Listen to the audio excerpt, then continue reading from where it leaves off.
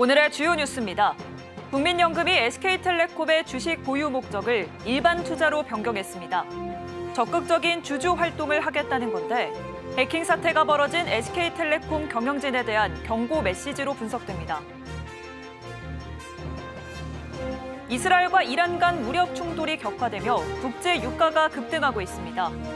재고평가 이익 증가로 국내 정유사들의 단기적으로 호재가 될 거란 분석이 나옵니다. 국내 3대 신용평가사가 롯데건설의 신용등급을 하향 조정했습니다. 롯데건설의 꾸준한 정비사업 수주가 유동성을 확보하는 돌파구 역할을 할 수 있을지 주목됩니다. 새 정부 출범 이후 집값 상승 분위기에 가계대출이 급증하고 있습니다. 당국이 은행권의 이자 장사 점검에 나서자 은행권이 뒤늦게 대출 문턱을 높이고 있습니다.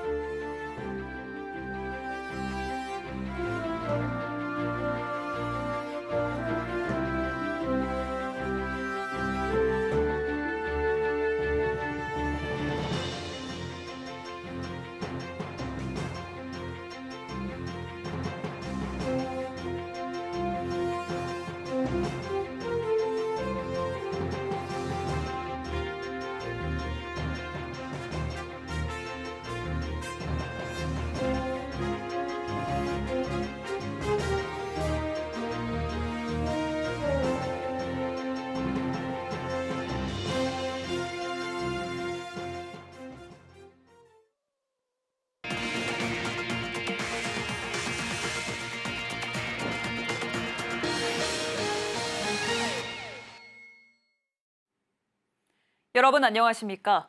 6월 19일 서울경제 뉴스5 시작합니다. 국민연금이 SK텔레콤의 주식 보유 목적을 일반 투자로 변경하면서 배경에 관심이 쏠리고 있습니다. 적극적인 주주 활동을 암시하는 행보로 읽히는데 해킹 사태가 벌어진 SK텔레콤 경영진에 대한 경고 메시지로 분석됩니다. 김혜영 기자입니다. 국민연금이 SK텔레콤의 주식 보유 목적을 일반 투자로 바꿨습니다. 단순 투자로 전환한 지 불과 3개월 만입니다. 투자 보유 목적은 경영 참여와 일반 투자, 단순 투자로 나뉩니다. 단순 투자는 경영권 의사가 없는 투자로 차익 실현을 목표로 합니다. 반면 일반 투자는 경영 참여만큼은 아니지만 배당이나 임원 보수 등 보편적인 지배구조 개선과 관련된 주주 활동이 가능합니다. 통상 국민연금이 보유 목적을 일반 투자로 변경한 건 적극적인 주주 활동을 암시하는 행보로 읽힙니다. 국민연금은 KT와 LG유플러스에 대해 단순 투자를 유지하고 있는 상황. 업계에선 SK텔레콤의 해킹 사태가 터진 만큼 적극적인 주주권 행사에 나서려는 게 아니냐는 전망을 내놓고 있습니다. 경영진에 대한 경고성 메시지일 수 있다는 겁니다. 실제 이번 해킹 사태로 SK텔레콤은 진퇴양난에 빠진 상황. 해킹 사태는 마무리 수순에 접어들며 이심한정 영업 재개에 나섰지만 해결해야 할 과제가 산적한 모습입니다. 가입자 유출은 물론이고 브랜드 신뢰도 하락과 막대한 과징금 우려까지. SK텔레콤은 해킹 사태 이후 50만 명이 넘는 가입자가 떠났습니다. 새 정부의 보안 역량 강화 기조도 부담입니다. 이재명 대통령은 개인정보 보호 실패는 당연히 비판받아야 하고 응분의 책임을 져야 한다며 강경한 입장을 밝힌 바 있습니다. 서울경제TV 김혜영입니다. 이스라엘과 이란 간 무력 충돌이 격화되며 중동발 지정학적 리스크가 고조되자 국제 유가가 하루 만에 4% 넘게 급등하는 등 상승세를 타고 있습니다. 유가 상승이 1, 2개월간 계속될 경우 재고평가 이익이 증가해 국내 정유 4개사에 단기적으로 호재가 될 거란 분석이 나옵니다. 김효진 기자입니다. 이스라엘과 이란의 분쟁으로 국제유가가 상승 중인 가운데 국내 정유업계 실적에 긍정적인 영향을 줄 수 있다는 전망이 나왔습니다. 국제 원유 가격이 오르기 전 정유사가 수입해놓은 재고유 가격이 올라섭니다. 보유하고 있는 재고유의 가격이 올라 재고평가 이익이 증가하기 때문. 분쟁이 일어난 이란은 오펙 회원국으로 전 세계 연간 원유 생산량의 4%를 생산하는 주요 산유국입니다. 오펙은 증산 추세지만 이란 내 석유 생산 시설 타격 우려와 이란을 지나는 호르무즈 해협 봉쇄 우려에 국제 유가가 상승하고 있는 겁니다. 국내에 수입되는 원유는 70%가 중동산인데 중동산 석유는 호르무즈 해협을 통해 들어오고 있어 운송비 부담이 늘어날 것으로 전망되고 있습니다. 이스라엘과 이란의 분쟁으로 중동산 원유 가격이 오르면서 미국, 호주 등에서 생산되는 원유로 수요가 우회하며 브렌트유와 서부 텍사스산 원유 등 국제유가가 동반 상승하는 추세입니다. 실제로 지난 2주간 브렌트유는 65.34달러에서 76.7달러로 WTI는 63.37달러에서 75.14달러로 뛰었습니다. 다만 유가 상승이 2개월 넘게 지속된다면 국내 정유사들의 악재가 될 수 있을 것으로 관측됩니다. 유가 상승 탓에 비싼 가격에 들여와야 하는 만큼 수익성이 줄어들 것으로 분석됩니다. 서울경제TV 김효진입니다. 한국신용평가가 롯데건설의 무보증 사채 신용등급을 하향 조정했습니다. PF 관련 우발채무 부담이 여전히 크다는 이유에서인데요. 롯데건설은 올해도 안정적인 도시정비 사업 수주를 이어가고 있는 만큼 유동성 개선의 실마리가 될 수 있을지 주목됩니다. 이지영 기자입니다. 한국신용평가가 어제 롯데건설의 무보증 사채 신용등급을 A+에서 A로 한 단계 낮췄습니다. 기업어음과 단기사채 신용등급도 A2+에서 A2로 하향 조정됐습니다. 한신평에 이어 나이스 신용평가와 한국기업평가도 이날 롯데건설의 무보증 사채 신용등급을 A로 낮추며 국내 3대 신용평가사가 모두 등급을 내렸습니다. 한신평은 PF 보증 규모가 줄어들고 있지만 여전히 우발채무 부담을 해소하지 못하고 있다고 평가했습니다. 하지만 시장의 반응은 비교적 차분합니다. 등급 하향 가능성이 이미 오래전부터 제기되어 온 만큼 실제 등급 조정의 충격이 크지 않다는 분석입니다. 롯데건설의 2024년 연간 보고서에 따르면 부채 비율은 2022년 말 265%에서 2024년 말 196%, 차입금 의존도는 40%에서 24%로 감소했습니다. PF 우발 채무도 2022년 말 6조 8천억 원에서 3조 6천억 원으로 절반 수준으로 줄었습니다. 업계에서는 롯데건설이 올해 신용산역 부축 제1구역 재개발, 상계 5구역 재개발 등 정비사업에서 약 2조 5천억 원의 수주 실적을 올린 점이 유동성 위기에 대한 방어책이 될 수 있다고 보고 있습니다. 앞으로 롯데건설은 개포우성 4단지, 여의도대교, 가락현대 1차 등 정비사업 수주에도 나선다는 계획입니다. 주택사업 비중이 큰 롯데건설로서는 수주 실적이 유동성 확보에 돌파구 역할을 할 수 있다는 분석이 나옵니다. 다만 전문가들은 도시정비 사업이 현금 흐름 개선에는 긍정적일 수 있지만 기존 PF 리스크 해소까지 이어지기 위해선 추가적인 재무구조 개선 노력이 필요하다고 지적하고 있습니다. 서울경제TV 이지영입니다. 가계대출 시장 증가세가 심상치 않습니다. 다음 달 스트레스 DSR 3단계 도입에 이어 새 정부 출범 이후 집값 상승폭이 커지면서 가계대출 증가세가 과열 조짐을 보이고 있습니다. 당국은 은행권 현장 점검을 예고했고 은행들은 가계대출 문턱 높이기에 나섰지만 이자 장사 비판이 또다시 제기되고 있습니다. 이연아 기자입니다. 지난해부터 금융당국 주도 고강도 가계부채 관리 기조를 유지하고 있지만 일부 은행을 중심으로 월별, 분기별 대출 총량 목표치를 넘겨 가계대출을 취급하거나 공격적 영업을 진행하고 있다는 의혹이 제기되면서 금융당국이 현장 점검에 돌입했습니다. 금융당국은 SC제일은행, NH농협은행 등 최근 큰 폭의 가계대출 증가세를 기록한 은행을 대상으로 현장 점검을 벌이고 별도의 세부관리 계획도 제출받을 계획입니다. 일부 은행에서는 그간 갭투기 악용 우려로 막아뒀던 서울 지역 내 조건부 전세대출 취급을 재개하고 대출 만기를 연장함에 따라 가계부채 총량 관리 의지가 있는지 비판도 일고 있습니다. 이미 가계대출 증가세는 폭주하고 있습니다. 지난달 전 금융권 가계대출은 한 달 사이 총 6조 원이 증가했고 이 가운데 주담대만 5조 6천억이 늘었습니다. 이달 기준으로 보면 지난 17일까지 5대 시중은행의 가계대출 규모는 3조 7,600억 이상 증가했습니다. 일각에서는 이달 월간 증가폭을 8조 원에 육박할 것으로 전망하고 있습니다. 지난 16일 금융당국은 시중은행과 비공개 간담회를 갖고 과도한 가계대출 한도를 지적하고 나서면서 은행들은 후속 조치에 나서고 있지만 시점을 두고 늦었다는 비판도 제기됩니다. SC제일은행이 어제부터 우대금리를 최대 0.25%포인트 축소했고 농협은행은 우대금리 제공을 기존 대면 주담대 LTV 40% 이하에서 30% 이하로 문턱을 높였습니다. 인터넷은행 K뱅크는 생활 안정자금 목적 주담대 한도 축소를 검토 중이고 다른 은행들은 대출금리 상향 조정 시점을 논의 중이지만 증가세를 막기에는 역부족이란 지적이 제기됩니다. 다음 달 스트레스 DSR 3단계 도입을 앞두고 막차 수요 자극과 함께 새 정부 출범 이후 집값 상승폭이 커지고 있어 범정부 차원 종합대책 발표가 있을 것으로 보입니다. 서울경제TV 이연아입니다.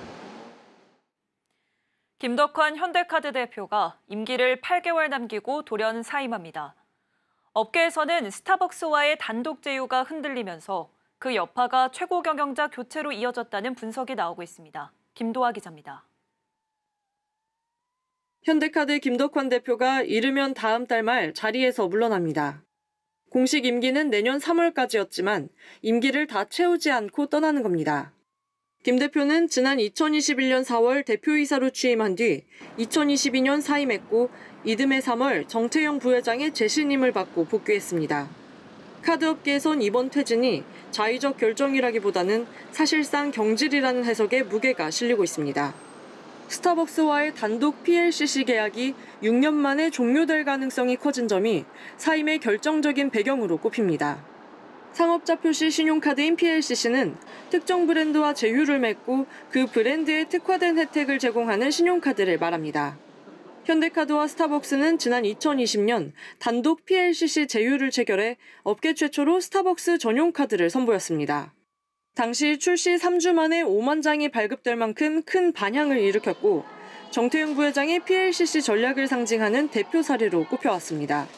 그러나 최근 스타벅스가 올해 하반기 현대카드와의 계약 기간 종료를 앞두고 복수 카드사와 협상에 나서면서 단독 제휴 구조가 흔들리기 시작했습니다. 카드업계에 따르면 스타벅스는 복수의 카드사들과 조건 협상을 이어온 것으로 전해졌습니다. 새 파트너로는 삼성카드와 KB국민카드가 거론되고 있습니다. 현재 정태영 부회장까지 직접 나서 스타벅스 측에 재검토 요청을 한 것으로 알려졌지만 아직까지 재계약에 대한 확답을 받지 못한 것으로 보입니다. PLCC 시장에서 80% 이상 점유율을 확보하고 지난해 카드 신용 판매액에서도 업계 1위를 기록했던 현대카드. 스타벅스처럼 브랜드 파워가 큰 파트너를 잃을 경우 현대카드의 PLCC 전략이 흔들릴 수 있다는 우려도 나옵니다. 일각에서는 스타벅스 리스크가 불거지자 책임론이 부각됐고 결국 김 대표가 퇴진 수순을 밟게 됐다는 해석이 나오고 있습니다. 주요 카드사들이 스타벅스를 둘러싼 조건 경쟁에 뛰어든 가운데 현대카드의 리더십 교체가 PLCC 시장 재편의 분기점이 될지 주목됩니다. 서울경제TV 김도하입니다. 금호타이어 광주 공장이 화재로 멈춰선 지 한 달이 지났습니다. 가동 중단이 길어지는 가운데 공장 이전 논의에도 힘이 실리고 있습니다. 이혜란 기자입니다. 금호타이어 광주 공장이 화재로 가동을 멈춘 지 한 달이 지났지만 아직 정확한 화재 피해 규모 집계조차 이뤄지지 못하고 있습니다. 노조는 장기화된 이 공장 셧다운에 따른 고용 불안을 우려하며 직접 피해가 없는 광주 1공장의 조속한 재가동과 함께 전남 한평 빗그릿 산단으로의 신공장 이전을 동시에 요구하고 있습니다. 광주시는 지역 경제에 미치는 영향을 고려해 금호타이어가 신공장 건립 계획을 구체화할 경우 행정 지원에 나서겠다는 입장입니다. 2019년부터 부지 용도 변경 문제로 지연됐던 공장 이전 논의가 이번 화재를 계기로 속도가 붙는 모습입니다. 광주 공장에서 생산되던 신차용 타이어 일부 물량은 곡성과 평택 공장으로 이전된 상황. 다만 생산 여력과 효율성 면에서 한계가 있는 만큼 중장기적인 생산기지 재편이 불가피할 것으로 보입니다. 금호타이어 노조는 오늘부터 대통령 집무실과 국회 앞에서 시위에 돌입했습니다. 노조는 산업은행이 2대 주주로서 신공장 건설을 위한 대출 등 자금 마련에 보다 적극적으로 협조해야 한다며 정부는 화재 사고를 기업과 지방의 작은 현안으로만 치부하면 안 된다고 목소리를 높였습니다. 정치권에서도 대주주인 더블스타를 향해 대형 화재로 가동을 멈춘 공장 수습 로드맵을 조속히 발표할 것을 촉구하고 나섰습니다.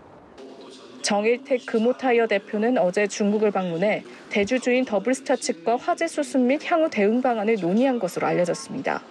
회사 측은 다음 달 중 더블스타와 협의를 거쳐 후속 대책을 공식 발표한다는 계획입니다. 서울경제TV 이혜란입니다.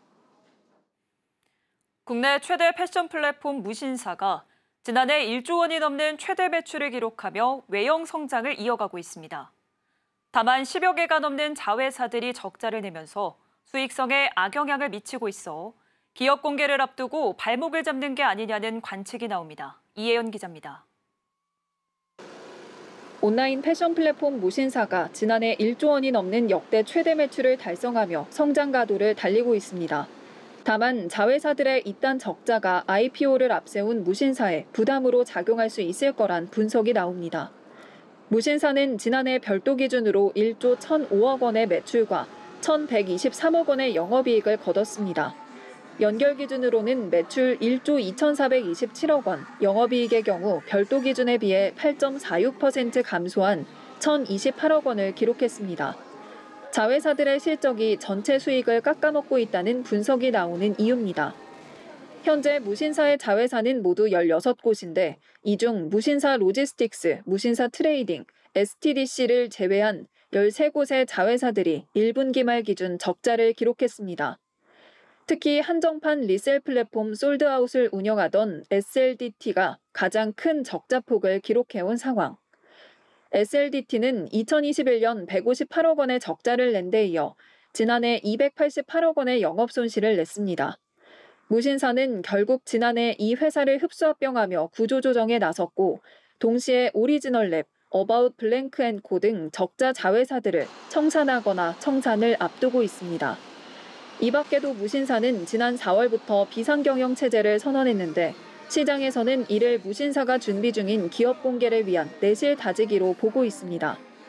IPO 성공을 위해선 무엇보다 지속 가능한 성장성과 수익성을 입증해야 하기 때문.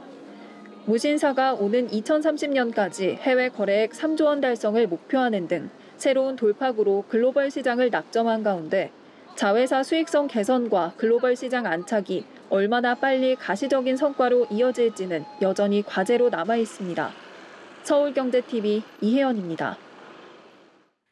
스테이블 코인의 제도권 도입이 본격화하면서 수혜를 볼 것으로 기대되는 기업들의 주가가 급등세를 보이고 있습니다. 디지털 자산 기본법이 발의되는 등 가상자산 산업의 제도권 편입이 가속화하자 증권가에서는 관련 기업들에 대한 긍정적 전망이 잇따르고 있습니다. 김보연 기자입니다. 한 달 전까지만 해도 10,000원을 밑돌던 코스닥 상장사 IT센 글로벌 주가는 오늘 3만 원을 넘어섰습니다. 연일 사상 최고가를 갈아치우며 1,000억 원대였던 시가총액이 7천억 원에 육박하고 있습니다. 이 업체는 화폐 연동 기반 스테이블 코인 발행 사업을 준비하고 있는 것으로 알려지며 최근 매수세가 몰리고 있습니다. 같은 기간 1,000원대를 횡보하던 미투온도 장중 상한가를 찍었습니다. 신세계 INC, NHNKCP, 한국정보통신 등도 52주 최고가를 새로 쓰면서 나란히 우상향 주가 흐름을 보이고 있습니다. 모두 스테이블 코인 관련주로 묶인 종목입니다. 스테이블 코인 제도화 움직임이 가시화하자 규제 불확실성이 해소될 것이란 기대감이 커진 영향으로 풀이됩니다. 스테이블 코인이란 가격 변동성을 최소화하기 위해 원화, 달러화, 금 등 특정 자산의 가치를 고정한 자산으로 안정성을 추구하면서도 가상자산 결제의 편리함을 특징으로 하는 코인입니다. 전일 달러 연동 스테이블 코인 규제 법안을 통과시킨 미국의 서클과 코인베이스 주가도 가파르게 올랐습니다. 서학개미들도 최근 일주일 동안 서클 주식을 8,317만 6,793달러 순매수했습니다. 이 기간 전체 해외 주식 가운데 순매수 1위 종목입니다. 이와 관련해 홍성욱 NH투자증권 연구원은 서클 상장 사례 등으로 인해 국내 기업도 스테이블 코인 발행에 관심이 집중될 것이라며 원화 스테이블 코인을 위한 제도화 이후 이를 기반으로 결제, 금융 서비스를 개발하는 기업들이 주목을 받을 것이라고 전망했습니다. 서울경제TV 김보연입니다. 도널드 트럼프 미국 대통령이 중국 동영상 플랫폼 틱톡의 미국 사업 매각 시한을 또다시 연장했습니다. 지난 1월과 4월에 이어 벌써 세 번째 연장인데요. 미중 간 협상이 제자리 걸음을 걷고 있는 탓에 근본적인 해결책 없이 시한 연장만 반복되는 모습입니다. 이수빈 기자입니다. 트럼프 미국 대통령이 중국계 동영상 플랫폼 틱톡에 미국 내 사업권 매각 시한을 추가 연장하기로 했습니다. 이번 조치로 틱톡은 앞으로 90일간 미국 내에서 계속 서비스할 수 있게 돼 매각 협상 시간을 벌 수 있게 됐습니다. 캐롤라인 레빗 백악관 대변인은 현지 시간 17일 성명에서 트럼프 대통령은 틱톡 서비스가 중단되기를 원하지 않는다며 틱톡이 서비스를 계속할 수 있도록 이번 주에 추가로 행정명령에 서명할 것이라고 밝혔습니다. 트럼프 대통령이 틱톡의 매각 시한을 연장해주는 건 이번이 세 번째.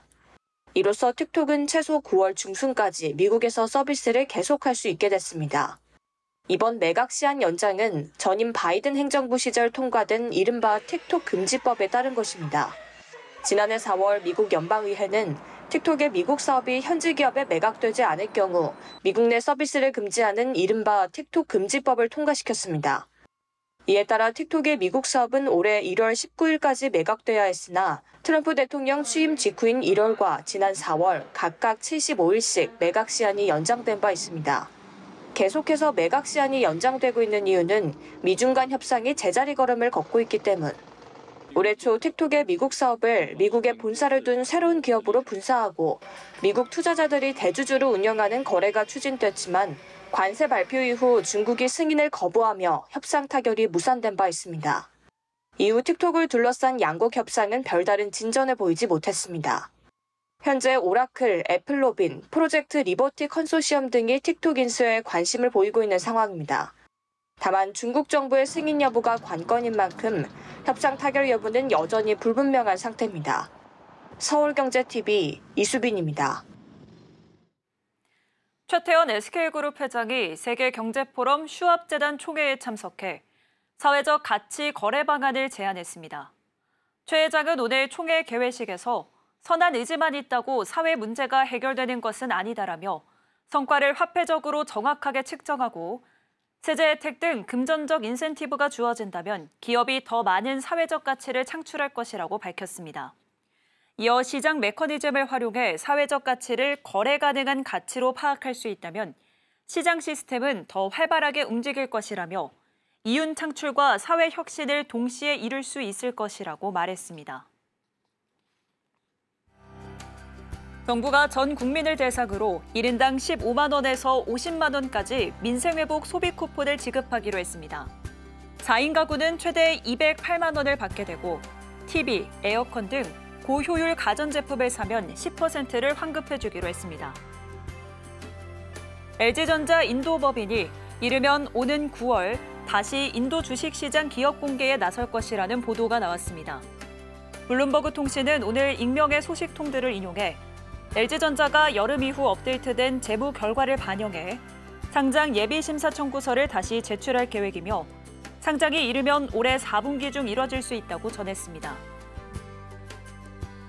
홈플러스 소유주인 사모펀드 운용사 MBK 파트너스의 김병주 회장이 최근 비공개로 국회를 찾아 1조 원 이상 사제 출연 요청에 대한 거부 의사를 표명한 것으로 알려졌습니다.